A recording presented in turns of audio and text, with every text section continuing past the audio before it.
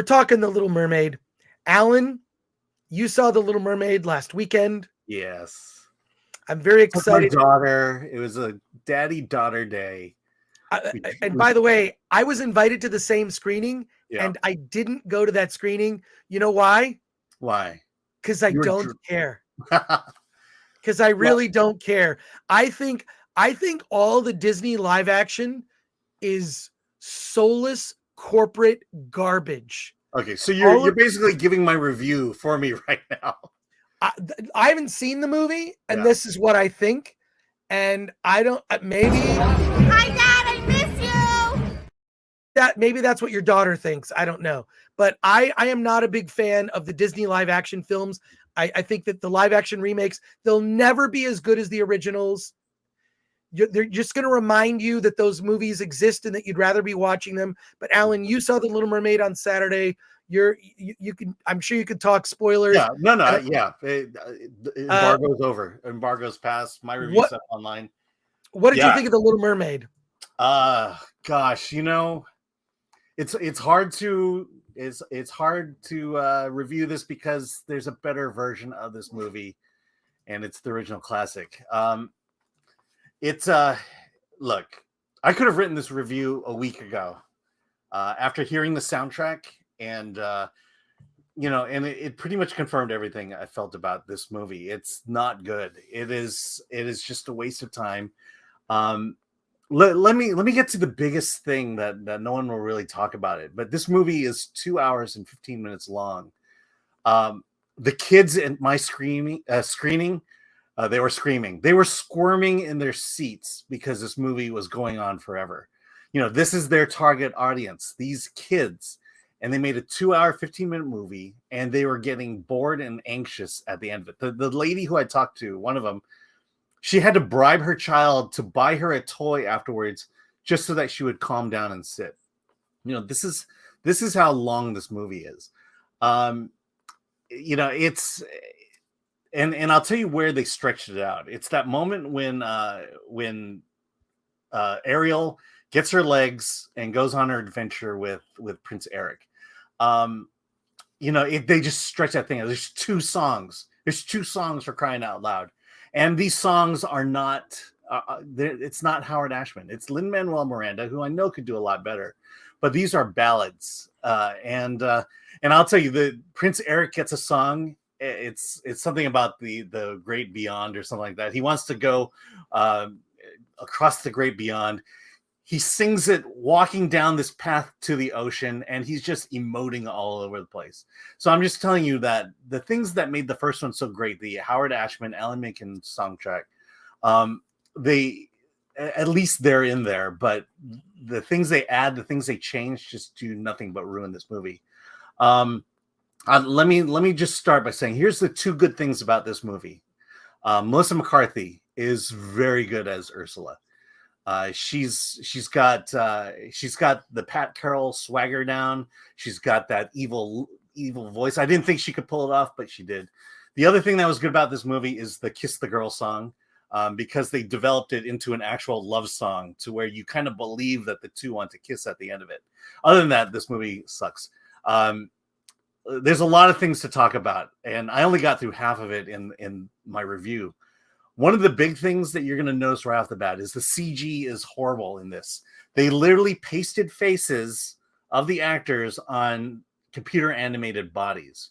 So as much as Melissa McCarthy was good as Ursula, the animation of Ursula, the octopus, the tentacles, just horrible. King Triton. Javier Bardem plays King Triton. His face looks flat anytime you see him. Ariel underwater is just it just doesn't look right. It looks horrible CG. Then you have a lot of story errors in this movie. First, the Under the Sea song, which was underwhelming. Under the Sea was underwhelming. There's a moment in the song where the last line of the song is fish, the word fish, and they cut to dolphins. And if any kid knows their salt, they know that a dolphin is not a fish. There's just these little technical errors that just happen throughout the whole thing. why is at the beginning of the movie, why is Scuttle able to go underwater, talk to Ariel and Sebastian underwater and talk perfect English? The other thing is, it takes place in the Caribbean. The Queen is black. Prince Eric is white. Basically he's their adopted son, but they have British accents, which it's just this whole movie. It's so confused from an identity standpoint. Oh God, I could just go on forever about how bad this movie is, and at the end of the movie, where I'm all over the place, I'm sorry, but at the end of the movie, when King Triton gives his blessing, sorry to spoil this, but it's exactly like the cartoon. King Triton gives his blessing to Eric and Ariel to go off. That moment, that scene is so cringeworthy. The audience was laughing. It is, Alan, I got to come into the conversation because what you texted me after you saw Little Mermaid, because I asked you on Saturday, I'm like, hey man, so how was it? And you wrote a note back and you said you could review this movie without seeing it. Yeah, absolutely. The this is the weirdest part of my screening was, so Part of Your World comes up. I saw it at D23. Nothing's changed, but the way she sings it, Ariel sings it like a kind of a lullaby. I want to be where the people are. Her rendition, she made it her own, and Halle Bailey sings it like, I want to be where the people are. It's not that pronounced, but each word is overly pronounced and in a staccato fashion. And by the end of it, I was so anxious and wound up. I hated the song. I hated her rendition of the song. And let's get to Awkwafina. She is bad. And the song they gave her is horrendous. It's supposed to be rap. Ever since she lost her black scent, she's not a good rapper anymore. I hate to say it. And then let me get to the last thing about this movie and why it doesn't work. And it's the same criticism I had with Beauty and the Beast. There's a magic that comes with hand-drawn animation that 3D animation has not captured. And it is like the magic, the Disney magic has been removed from this movie. And for some reason, animation, the colors, the simplicity of lines, the contrast, the vibrancy is gone. And you're just watching real people acting, basically acting out a play of The Little Mermaid.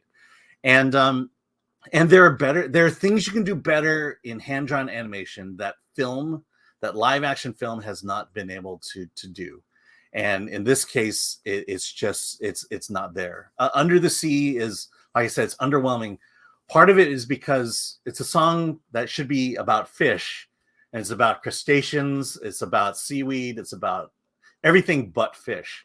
And when it gets to that part where it's, the Howard Ashman writes, the newt played the flute, the carp played the harp, the bass played the bass. They don't even cut to animals at that point, the way the original animated feature did. And then the blowfish, all the blowfish did was expand.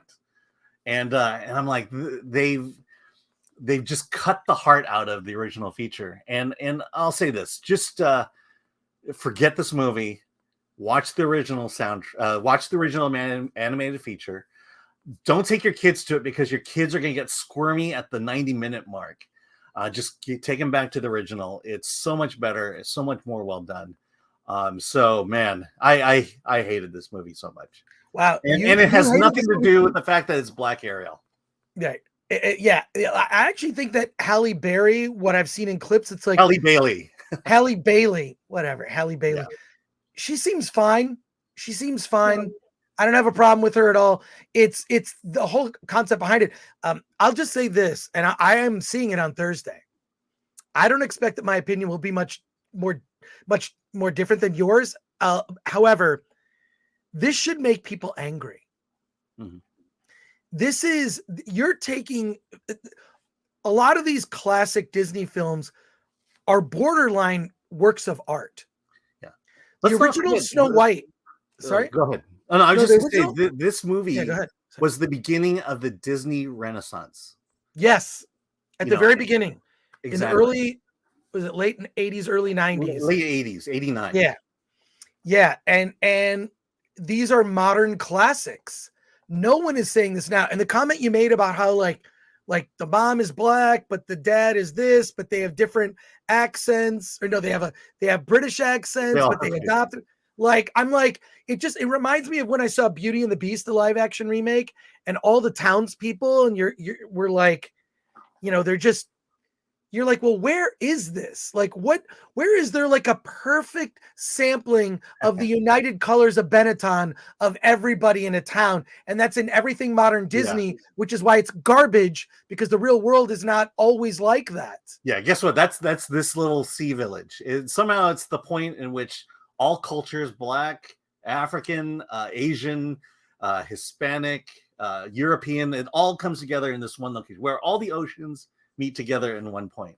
And it doesn't make sense. They're more concerned about identity politics and identity and diversity than they are about telling the original story, which had so much nuance to it. Thank you. Want me to give you the most non-woke moment of Little Mermaid? Yes. Is there one? You're gonna love this. Okay, so the queen of this island is black. Yes. I assume the king was black. He's gone, I guess. But they basically adopted Prince Eric, and they raised Prince Eric to be such a great leader that they are willing to give their white adopted son, the keys to the kingdom, and he will become the next king, all for merit and not for the color of his skin. Isn't that great? God, I hate modern Disney. I remember Disney back in the day, when my kids were little and we saw all the 90s and, all those, when it was an event. When a Disney movie came out as a family, it was an event. We're going to go see, whatever the latest one was, Aladdin or whatever. And Disney had this formula where it didn't only appeal to young kids.